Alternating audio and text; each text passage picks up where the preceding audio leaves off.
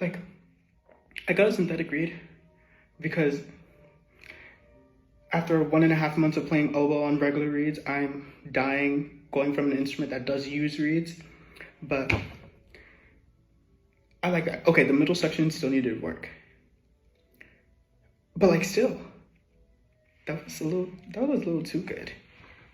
I also use it on soprano sax, but that was a little too good.